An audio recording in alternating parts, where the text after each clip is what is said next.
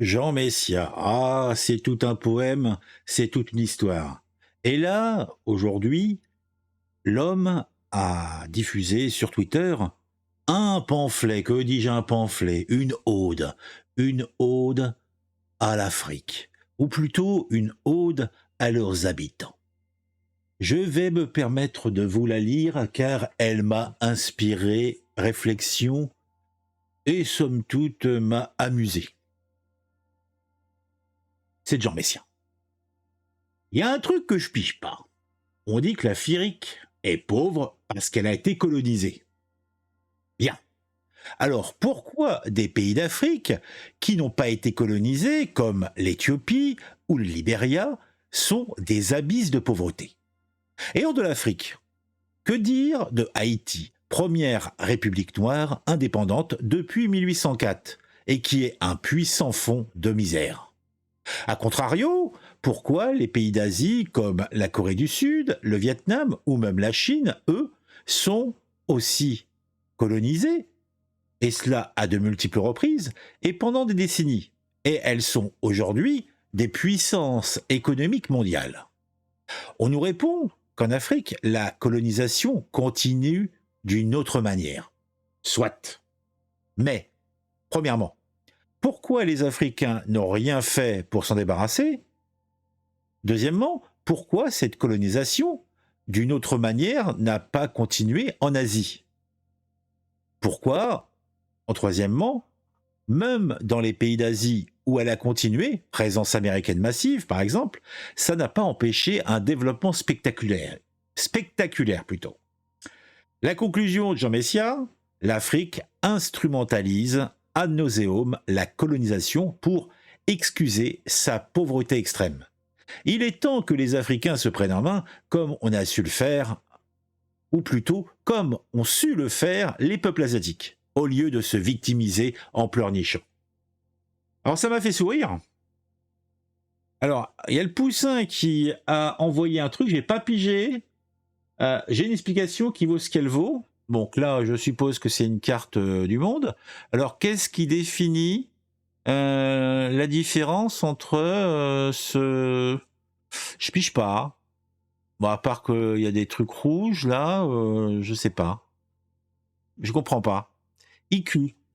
T'as que ça à faire, une disserte sur la colonisation à 0h21, le frérot. Pour le bien de ce réseau, va dormir, s'il te plaît. L'Éthiopie a été colonisée par l'Italie, le Libéria a été fait plateforme de transit des esclaves vers les USA, honteux de débiter des initiatives pharaonesques. Oh oui, bah oui, mais l'Éthiopie est colonisée par l'Italie, ça n'a pas duré non plus très très longtemps. Je ne pense pas qu'ils aient eu le temps, somme toute, de faire toutes les ignominies ignomineuses que font les colonisateurs. Le Libéria, somme toute, une plaque de transit des esclaves, mais qui a été donc colonisée par les USA, où ont été implantées des populations américaines d'origine africaine qui souhaitaient retourner sur la terre de leurs ancêtres. Ce qui s'est passé au Libéria, c'est assez simple, c'est que cette élite venue des États-Unis a reconstruit exactement le même système que celui qu'ils ont connu aux USA, donc ça a périclité comme il se doit. Honteux de limiter des initiatives pharaonesques, pareil, Amar Warti, ou Wati, qu'importe à vrai dire. Alors, on a Moal Vagabond.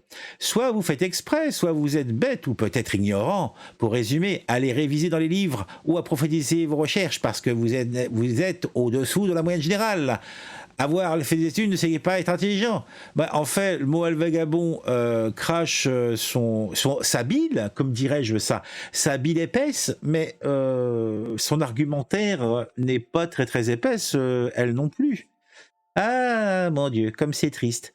Soufiane, fais un débat avec Kémy Saba. Il vous expliquerait ce que tu sais déjà, mais te faut, semble-t-il, celui que c'est pas, pourquoi le franc s'est fait à et encore d'actualité en Afrique, par exemple. Je pige pas tout. Si le franc CFA est en place, je suppose que cela arrange les pays en question. Que je sache, ils n'ont pas un revolver sur la tempe. Si, Je sais pas. Et Haïti, ce sont les US aussi qui font des coups d'État à chaque fois. Ce serait marrant de voir comment la France réagirait face aux US si elle avait des minerais. Ce serait totalement différent. On aurait été l'Irak, 100%.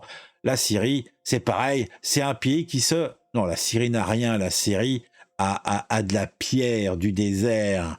La Syrie, c'est bon pour les Syriens. Ah, Moussi Moussa-san, en d'autres termes, la pauvreté, c'est de la faute des pauvres, surtout quand ils sont noirs. C'est bien ça? En quoi votre discours est différent de celui de Macron déjà? Bah, sur le sujet-là, je pense pas que Macron dise ça, moi. Je pense que, d'ailleurs, il y a été l'autre fois, Macron, et puis il a été enthousiaste sur la population qu'il a rencontrée et sur cette jeunesse. D'ailleurs, il avait l'air assez excité, dois-je dire, mais bon, je dis ça, je dis rien. Hein. El Nesri, le Libéria a été colonisé par des Afro-Américains, mis en place par des Blancs au XIXe siècle. L'Éthiopie n'a pas de ressources et est isolée de la mer. C'est d'ailleurs pour ça que personne ne s'est foulé pour coloniser l'Éthiopie. Ah. Oh. Alors, un seul créateur, réponse en deux versets. En vérité, Allah ne modifie point l'état du peuple, tant que les individus qui la composent ne modifient pas ce qui est en eux-mêmes. Et ainsi accordons-nous à Allah certains injustes l'autorité sur d'autres injustes à cause de ce qu'ils ont acquis. Pas tout pigé là aussi, mais bon. En soi, votre discours n'est pas infondé, mais comparé avec l'Asie, qui a certes Chine et Corée du Sud, mais derrière des pays comme la Birmanie ou le Timor oriental, la situation est similaire. Il y a aussi beaucoup de corruption en Asie, et il y a des pays en Afrique qui sont riches. Bah ouais, mais là, on te parle d'un continent, on te parle pas d'un pays spécifiquement. Parce que si tu rentres là-dedans, que tu prennes les pays du Nord, même si ça pleurniche pas mal, ils sont quand même relativement riches par rapport au reste. Et puis l'Afrique du Sud est quand même relativement riche. Et puis effectivement, au niveau ressources, ils sont tranquilles, ils sont à l'aise. L'Afrique n'est pas pauvre, au contraire, elle possède un des sous-sols les plus riches au monde. Et c'est bien d'ailleurs le problème. Les puissances étrangères s'y succèdent pour s'accaparer ces ressources et déstabiliser les pays pour mieux les piller. Bon, maintenant, c'est le tour des Russes, c'est le tour des Chinois. À qui le tour après? Les Brésiliens, peut-être? Quel beau continent quand même. Hein.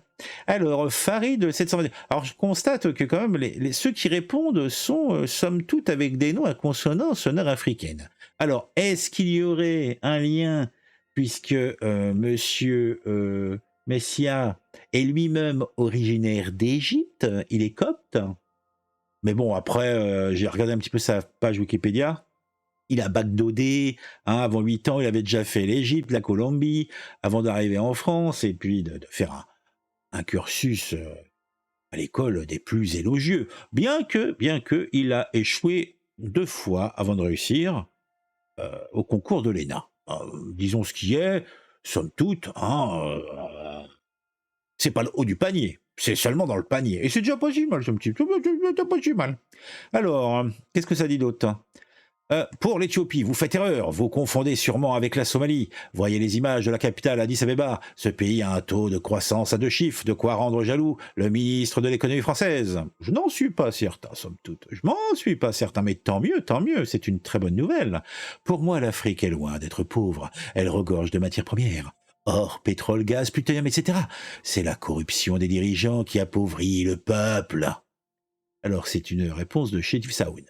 Alors on a Scherer, Oussam, que fait l'armée française en Afrique? Protéger les Africains des vilains terroristes ou garder les matières premières? Qui a placé des pions corrompus en guise de président? Oussam africain, fais pas semblant. Ah, il est mignon, le petit Scherer, je sais pas quoi. Alors on a mot, ah non mais c'est que ça quoi. Le néocolonialisme en Afrique est présente et pas en Asie. Ouais. T'as le mec, il a un petit beau vert, je sais pas quoi. Daniel Christ, ce pays sont toujours dans la misère à cause de leur natalité galopante. Les gens n'arrivent pas à manger et font bigos. Ensuite, leur religion qui les fait vivre dans le fatalisme, c'est Dieu qui l'a voulu ainsi, et leur énorme système de corruption qui les achève. Oh mon Dieu. Ah ben, ça me fait frémir. Vous me voyez là, je suis frémissant. Vous pouvez pas comparer l'Afrique et l'Asie. En Afrique, la chaleur, les terres arides, comme voulez-vous vous développer. En Asie, c'est différent. On peut cultiver, avoir du bétail, et donc, après avoir subvenu aux besoins primaires, on peut se développer. L'Afrique crève de famine. Va dire ça aux Indiens. qui ont une population aussi importante, voire plus importante, qui ont des déserts, alors c'est pratiquement des déserts, hein, qui ont des problèmes climatiques. Ah non, mais le FMI, en leur prêtant de l'argent, les appauvrit drastiquement, en leur faisant signer des clauses épouvantables. J'en ai lu quelques-unes. Écœurant. Bah oui, la Grèce aussi, la Grèce aussi. Qui a été la contribution de l'Afrique et de l'humanité? Ont-ils inventé les vaccins et le moteur d'explosion, Internet? Nous, Occidentaux, leur avons tout partagé. Leur espérance de vie est passée de 28 ans à 60 ans grâce à ce que nous leur avons partagé. Simplement parce que leur véritable indépendance n'a jamais eu lieu. L'Europe et l'Occident ne l'a jamais quitté. L'Afrique n'a jamais cessé d'être dépouillée, ce continent, jusqu'à aujourd'hui, avec le franc CFA, paternalisme français qui tient de nombreux pays africains sous le seuil de pauvres. Certes, et les autres pays? C'est comme les pompes à eau installées depuis des décennies. Les coopérants partent et au bout de 6 mois, les pompes sont HS, recouvertes par la végétation.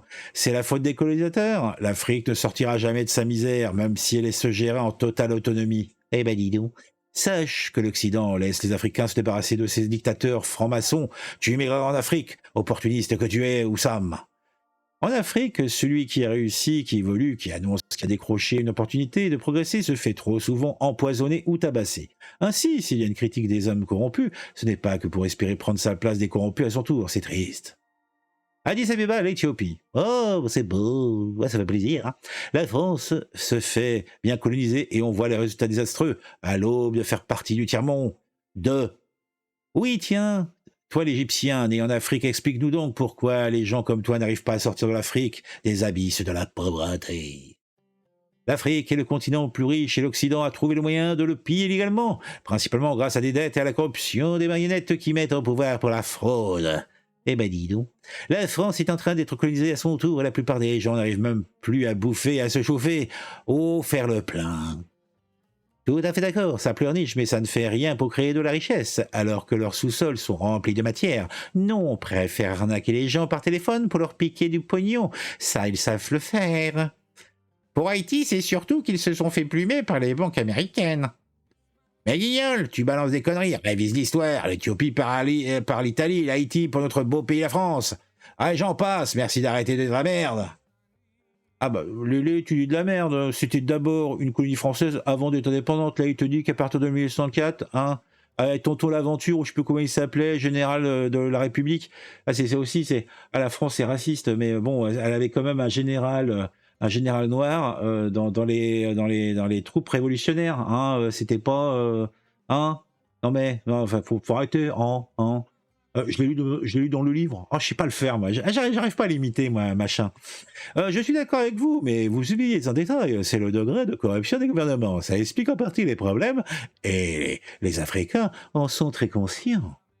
Haïti, premier décolonisé des Amériques, est depuis un pays vachement prospère et au beau climat politique. Ça a valu le coup, Toussaint Louverie. Bon, là, on s'en fait un petit dernier, après on arrête. Tu oublies que certains pays asiatiques, s'ils ont connu aussi la colonisation, cela n'a jamais été aussi long. On ne les avait jamais vidés de leurs ressources. Il n'y a jamais installé de gouvernements fantoches qui ont servi nos intérêts plutôt que celui de leur peuple. Bah si, c'est pour ça qu'il y a eu des guerres de libération là-bas. Hein. Se prendre un maintenant, tellement plus simple de sortir la carte de victime, puis de tout obtenir sur un plateau d'argent. Bon à rien, mauvais à tout, mais adoré. Bon, on ne sait quelle raison par les élites en place. Voilà, bon. Je vous mettrai le lien du trade. Hein. Vous pourrez lire, vous faire plaisir. Ah, moi, j'ai lu ça, je me suis dit, il faut que je partage ça ensemble.